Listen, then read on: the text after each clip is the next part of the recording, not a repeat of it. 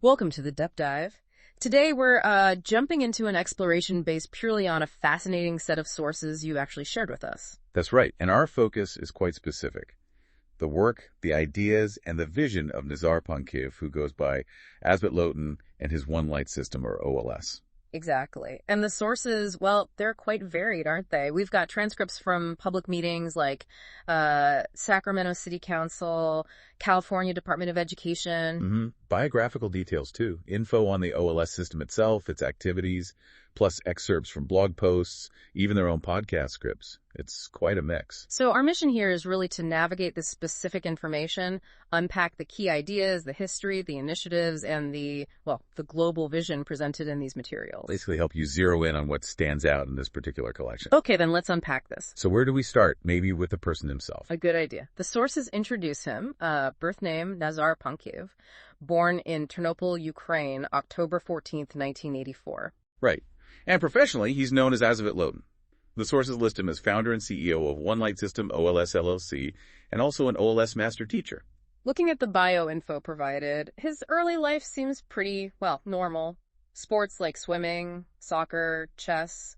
He went to university in Ukraine, TNEU, from 2001 to 2005. And significantly, the materials mention his participation in the 2004-05 Orange Revolution. That's highlighted as, a formative experience, maybe shaping his drive for change later on. Then his path leads him out of Ukraine. He moves to the U.S., Chicago specifically, in 2005. Yeah, the sources say he was studying English there, working as a chauffeur, kind of finding his feet. But then there seems to be a shift. Around 2012, the materials mark this as the beginning of his spiritual journey. He became a certified practitioner in Reiki and Theta Healing. And a really key moment described is a visit he made to Mount Shasta, California in December 2012. Right. That seems to have been pivotal. Definitely. The sources suggest it had a profound impact, leading him to actually relocate there in 2013. He went for deeper personal exploration, started offering healing sessions, and launched a website, nizar-cosmo.com. And then eventually he lands in Sacramento in 2016. And this is where we see him, based on these transcripts, really getting involved in public forums. Yeah, speaking at local and state government meetings, though actually the material suggests his public advocacy in California started a bit earlier. Oh, okay. Around 2014, apparently, including speaking at Mount Shasta City Council and Siskiyou County meetings in 2015. The topics mentioned there were things like water conservation and railroad quiet zones, environmental concerns. Gotcha. So the Sacramento meetings in 2016, the transcripts give us some concrete examples of what he was talking about. Like one comment specifically addressed water misuse in the city. He pointed out the state water board had already had to readapt an emergency order because of it. And what was his point exactly? He emphasized, and this is a quote from the transcript, that underground water is our water. And it was being used very unconsciously. That was his framing. Interesting. And he had actual proposals, too. He did. He suggested practical community programs. One was this idea for a compost-to-garden initiative. He saw compost as a healthy recycle for creating local gardens. Okay, practical stuff. Yeah, and another proposal that really stands out from those meetings was for a safe swimming lane in the American River. A safe swimming lane. What was the reasoning? Well, according to the transcripts, it was quite layered. He said it needed to be safe for all communities and anyone. But more than just safety, he argued the river itself could, quote, help society be more empowered, more encouraging to develop themselves. Wow, okay. That's a bigger vision than just swimming. Exactly. He explicitly linked it to this broader idea of unity between all people, that we all have to be in balance and live together as one. And did he just say this in public comment, or? The sources indicate he didn't just leave it there. He actually shared the proposal directly with council members and the Water Authority Board. Right. So these public comments focusing on community, environment, unity, they seem to set the stage, maybe. It seems that way. They provide a kind of backdrop for what comes next, according to the sources. Right. The founding of the OneLightSystem, OLS, that happened in April 2017. And the core idea behind OLS? It stemmed from this vision centered on harnessing and accumulating light energy. That's the central concept. Okay, so how do the materials actually describe OLS? What is it supposed to be? It's presented as a, quote, pioneering meditation education platform. The main practice involves receiving and, crucially, retaining what they call direct light energy. Direct light energy. Yeah, using specific structured techniques. The sources often draw a parallel to sun gazing, though it seems to be presented as a distinct system. And it became a formal organization. Yes. By 2018, OneLightSystem, OLS LLC, was set up as a meditation academy. And the sources made a point of saying that in its first year, it served over 70 students, both globally and locally in California, apparently at no cost initially. And the system itself, does it have different parts? It does. The materials mention several components. Something called proper light reception, then the OLS meditation system, which seems to be about managing the energy, collective meditation, that's OLSM for group practice. Okay. And then something called personal illumination, or OLSLM. OLSLM. Personal illumination. What's that about? This seems to be where one of the most, let's say, unique concepts comes in. The idea of tracking and building light minutes. Light minutes. Yeah. And they're presented not just as, how long you've practiced, but as actual personal assets for spiritual growth. Like accumulating capital, but it's light. Okay, that is different. And this is where it gets really interesting, right? Because the sources actually track milestones for these light minutes. They absolutely do. They note that by November 2017, after 200 consecutive days of this receiving direct light, he had accumulated 9,779 light minutes. Wow, consecutive days. And apparently this led to an application for a world record. The sources even say the data is available through something called the OLS Data Center. A world record application. Okay. Right. Does it track further accumulation? Oh, yes. The materials state he reached 15,000 light minutes in 2021. And that specific milestone is presented as the point where he earned the title Asvitloaten. So the title is linked to achieving a certain number of light minutes. That's what the sources indicate. And he kept going. By 2022, the number was up to 16,615 light minutes. And then there's a claim about a record. A big claim. The sources state a new planet record was achieved with 18,823 light minutes, which they note is equivalent to 13.07 light days as of August 23, 2024. 13 light days based on minutes. Is that the latest figure? The most recent number listed in the materials we have is actually 19,931 light minutes, or 13.84 light days. It's quite precise. It is. And they even include a table in the source material showing monthly accumulations across different OLS years. For example, the total for the month of May across various years in their system is listed as 300,622.0 light minutes. OLS years, so they have their own calendar system too. Seems so. It mentions a custom OLS calendar used for precise time measurement and aligning with specific light energy cycles. Okay. And they even launched tools based on this, a free OLS calendar widget and a light time clock. This was apparently in May 2025, which they reference as OLS 2945, with the stated goal of promoting alignment with natural light cycles. It's interesting how this focus on light energy and cycles then seems to connect back to some of that earlier advocacy work he did, especially around education. It really does. You can see a clear thread.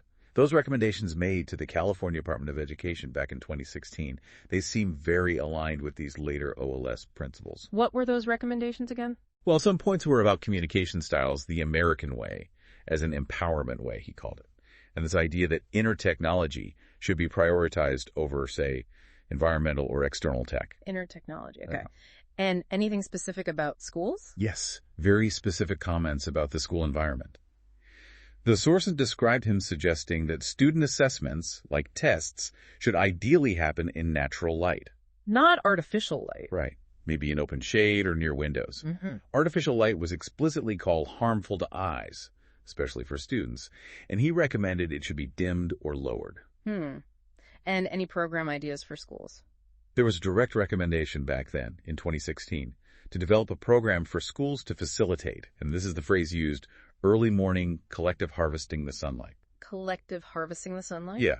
The reasoning provided was based on this core idea that light is information, and that this practice allows for human development beyond, current knowledge or frameworks. And you said this connects to more recent material? Directly. One of the sources you provided is an OLS podcast script, OLS 2974, dated June 16, 2025, so very recent in the context of these materials. And in that script, Asvitloaten explicitly renews that 2016 recommendation. What does he say this time? He emphasizes sunlight meditation that seems to be the term used now as vital for schools, the goal to cultivate inner peace, emotional resilience, and ultimately global unity among students. So that OLS 2974 script really focuses on peace. Deeply. The whole theme is uniting for peace with sunlight meditation. It frames the practice as a way to connect with, quote, the divine light of our star. And the outcome is inner peace, resilience. Which are presented as the foundations needed for global unity. It's about starting from within. And does it connect this to current events? Explicitly. The material links this practice directly to addressing global conflicts. It actually uses the war in Ukraine as an example, citing figures for civilian deaths and displacement since 2022. How does it frame that connection?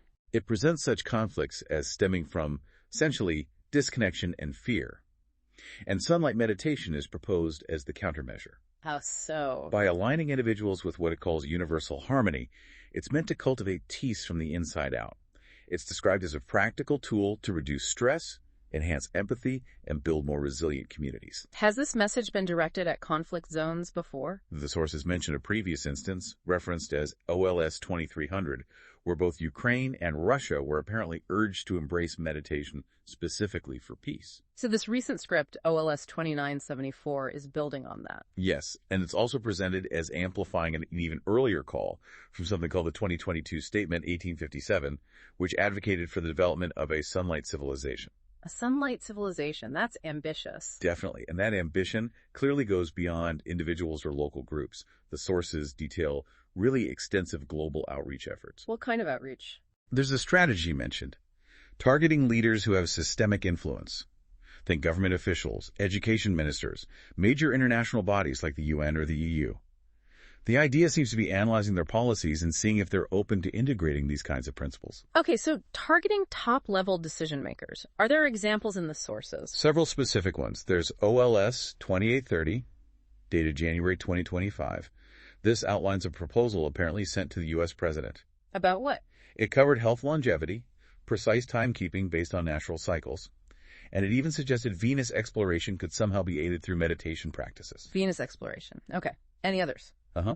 OLS 2391 from November 2023 is described as an e-recommendation letter sent to Taiwan's government, proposing educational reform based on OLS ideas. Taiwan. Then OLS 2516 from March 2024 details a letter sent to the French president advocating for meditation in schools there. France, too. This is quite widespread. It keeps going.